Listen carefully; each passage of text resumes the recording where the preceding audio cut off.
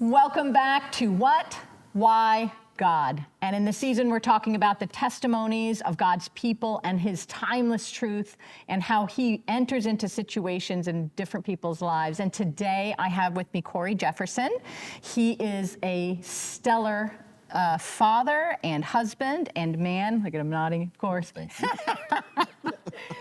He has been a member here at First Colony with his wife for some time, and he's just one of those really great fathers. I wanted to have him do a testimony on his fatherhood. And, as we were raising our kids, he was raising his, I just really felt like he was so solid. And I thought, well, he must have had a really great father. And after talking to him, he did have a good father, but not a perfect father.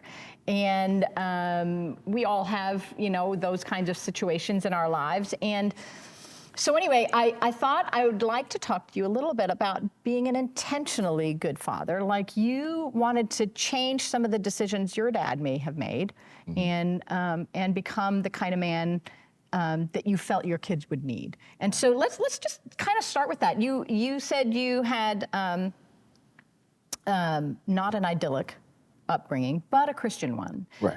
So just kind of give us a little high-level overview of what your life was like as a kid growing up. Growing up, my mom grew up Church of Christ. She was going to church every day. The church door was open. Mm-hmm. Her and her family were in there. My father, on the other hand, didn't grow up that way. He grew up, his mom would try to get them to church, and there were 6 of them, and she had a hard time.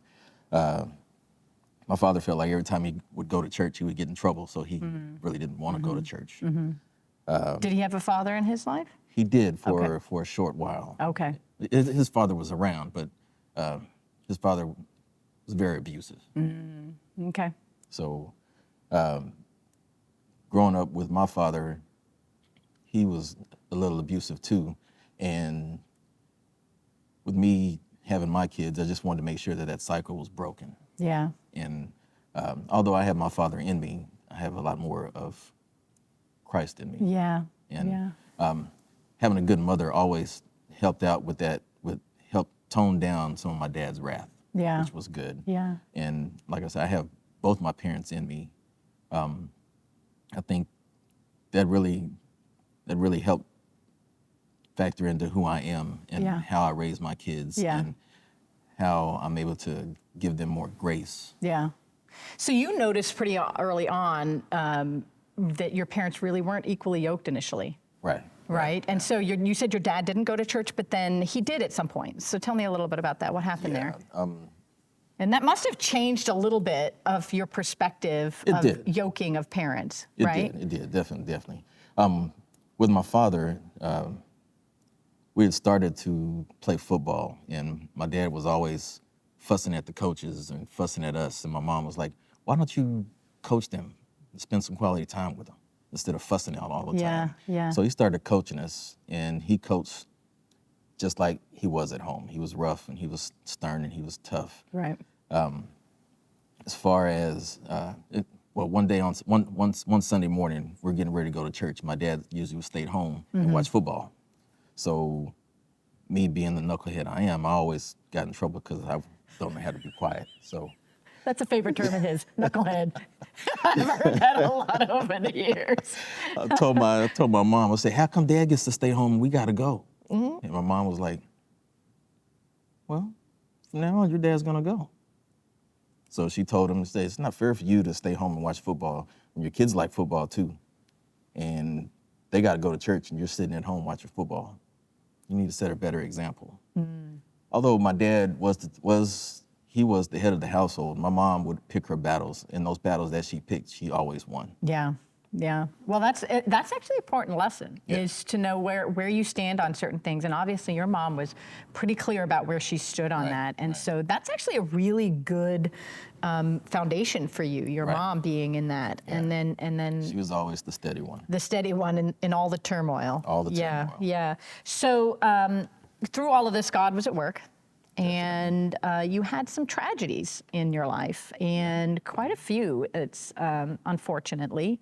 And so tell us about how your faith was tested through this time, and how you came out of that.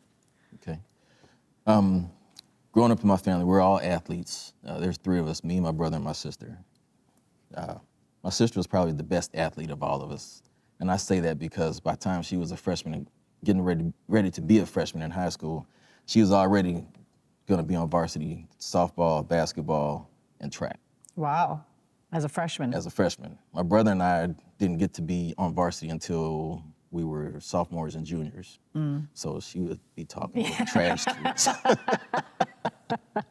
I love it. And my mom, my dad, and my sister were very, very close. So, my sister. One day I'm away at 2-a-days in New Mexico, and we get a. Are you in college at I'm this in point? college. Yeah, I'm in college, and get a phone call, and my sister's been hurt in a car accident.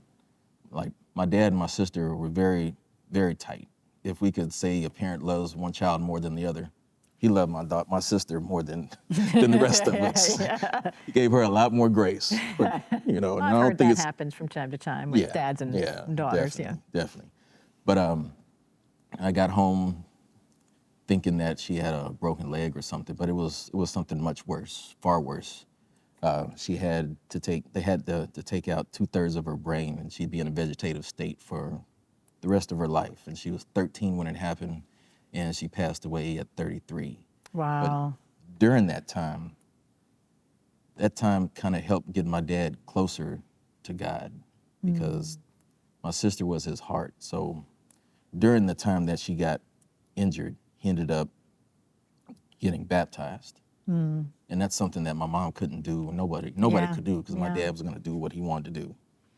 So that's a battle that my mom and dad fought all the time, trying to get my dad into the church. He could get him to the church, To get him but baptized. to get him baptized was a different story. Yeah. It's interesting, through that tragedy, your dad decided to get baptized. It's like he recognized there's got to be something more than this. Right, Yeah. right. Yeah. And not long after that, not long after my dad got baptized, he passed away. Wow. That's 2 tragedies very close together. Yeah. Yeah. And then Yeah. what else? My brother passed away from complications with diabetes, and he has 4 kids. And So did you help out with that too? And as best we could. His Yeah. relationship with his kids wasn't the best, but so how did that affect your faith? just dealing with the tragedies, dealing with watching how my mom handled everything so gracefully and so strong. She's probably the strongest person I know.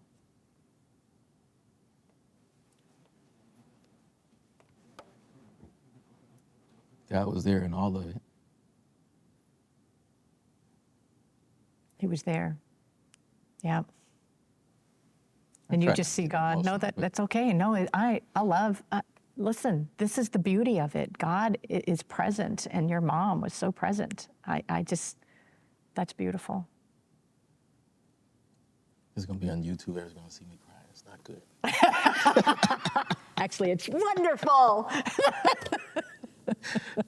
Nah, but no, God's presence was there in all of it. Just from the fact that I was upset with God and just trying to navigate my feelings and and be there for my mom and be that strong presence for her, because there was times when she didn't have the strength to keep going, and I would be there for her, and just watching how God would continually lift us up and keep us strong together. Yeah, and your community around you probably too, right? Yeah, You have a lot of people surrounding you in Yeah. the church. a lot of people, Yeah. definitely. Yeah. Definitely.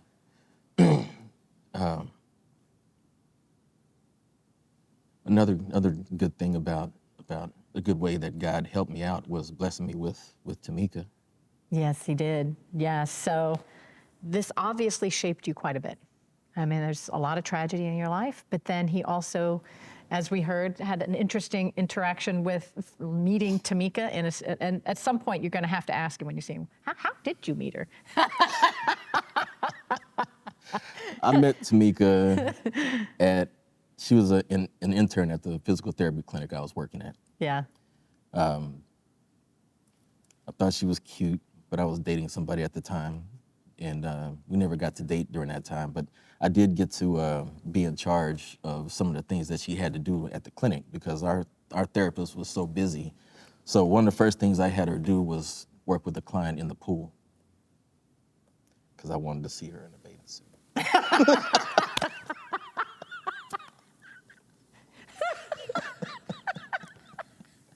There's some realism right there. Exactly. So obviously, y'all got married. So Yes. it all worked out. It's a beautiful thing, and God has just really worked a lot of that. So you have tragedy, but you also have beauty in that you're able to meet this wonderful woman, have great kids together, and Right, so you right. talked a lot about intentionality when we were talking before, and recognizing that that's half the battle. That although you mentioned you have a lot of your dad in you, and that's good, but recognizing the good and the bad within you is half the battle. Right, and right. and that knowing that God has defeated that, and he has been in there. And so tell me a little bit about your intentionality in your parenting and in the blessings as a father. Well, being blessed with the two children we have, our first thing was to make sure that we give them back to God. So we needed to make sure that everything we did was to show God that we were excited and happy that he blessed us with these children, and that our intention was to give them back to him. Yeah. I want both of our kids to be better than we were, than we are.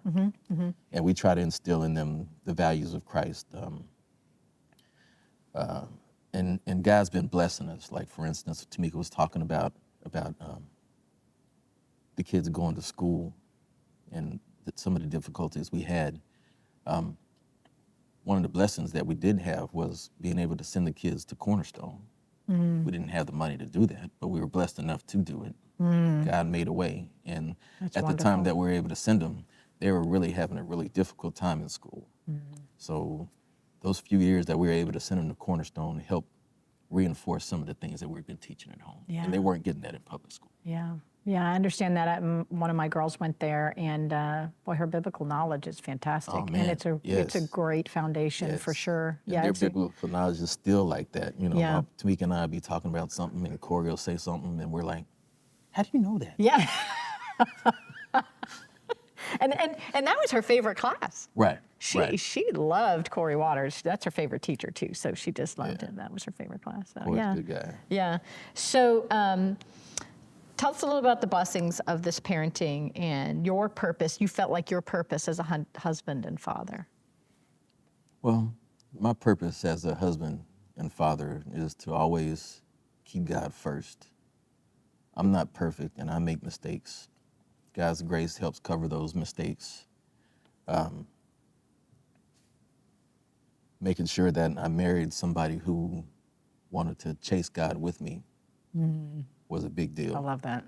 So, to this day, we pray for our children and their spouses whenever they decide to have one, because we want to make sure that the people that they marry and bring into this family are Christians and have the same ethics and values that we do. Yeah. And that's very important, and we put that in both of our kids. And I'm sure you told them about the quote unquote unequally yoked of your parents, right? Yeah. And how that caused difficulty. Right. Yeah. Right. Yeah, definitely. Like I said, my mom's always been the steady one throughout all of this, the one who's praying for other people and trying to get my father to act right, is what she would call it. Yeah, I understand that. So as we finish up here, what has been your main scripture that you like? I know you mentioned it was 1 Peter 1, 6 through 7. Right. And 1 Peter 1, 6 through 7. This is my favorite scripture because it talks about trials and tribulations and lots of things that we've gone through. Yeah, So yeah. the verse goes, "In all this you greatly rejoice, though now for a little while you may have had to suffer grief in all kinds of trials. These have come so the proven genuineness of your faith, of greater worth than gold, which perishes even though refined by fire, may result in praise, glory, and honor when Jesus Christ is revealed. Yeah, so no matter what, through the trials and tribulations, your faith will get stronger. And Right. Even though gold can be perished, your faith cannot, and God will lift you up. I love that. Definitely. And thank you so much for sharing your story with us. I really appreciate that. Thank you. I don't want you to miss the fact that he strongly, obviously, loves his mother, loves his family, and has gone through some tragedy, which has caused some real hurt in your life. But at the same time, rejoicing in the fact that God was there as his foundation, and then sharing that with your kids. And being that strong, godly father, creating that stability in their lives. They came to church every single Sunday. They almost never missed. He was also one of my guys, and still is to this day, and even for Richard or anybody else, that if you need him and you tap him on the shoulder in church and say, hey, Corey, can you do this? He will get up and do it.